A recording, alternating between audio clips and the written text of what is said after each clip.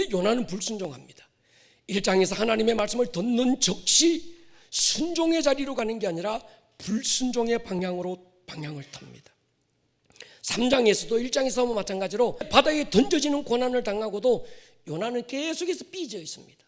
요나가 여호와의 말씀대로 일어나서 니느웨로 가니라. 니느웨는 사흘 동안 걸을 만큼 하나님 앞에 큰 성이더라.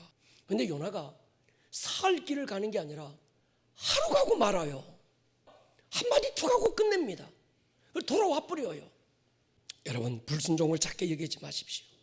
성령님께서 여러분 안에 주시는 작은 감동을 무시하지 마십시오.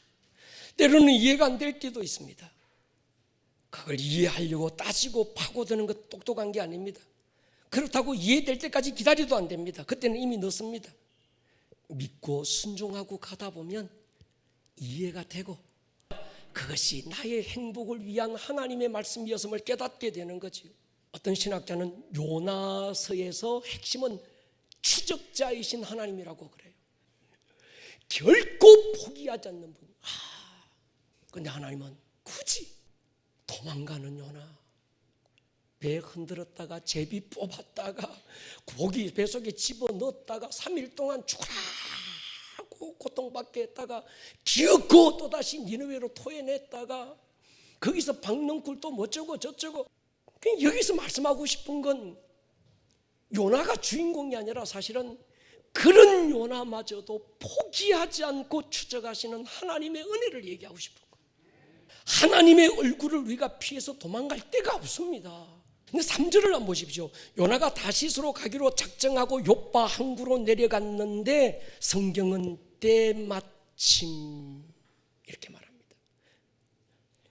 다시스로 가는 배가 기다렸다는 듯이 준비되어 요나를 맞습니다. 요나가 뭐라고 생각했을까요? 그 요나 말고 나는 뭐라고 생각할까요? 당시에는 6개월에 한 번 가는 배예요. 딱 왔는데 때마침 배가 있어. 여러분 뭐라고 생각할 겁니까? 우리가 그렇게 기도할 때 있습니다. 이것이 하나님의 뜻이라면 내가 그곳에 도착할 때 하나님이 준비된 걸 보여주십시오. 열린 문은 하나님의 뜻이고 닫힌 문은 하나님의 뜻이 아닐까요?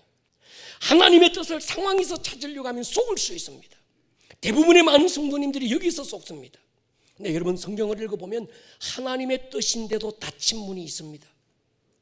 반대로 하나님의 뜻이 아닌데도 열린 문이 있어요. 그러면 어떻게 하나님의 뜻을 분별할 수 있습니까? 이 부분을 이렇게 제가 한번 정리해 봤습니다. 평소에 하나님의 뜻이라면 무조건 순종하겠다는 사람이라면, 순종의 사람이라면 하나님이 상황을 통해서 하나님의 뜻을 보여줄 수 있습니다.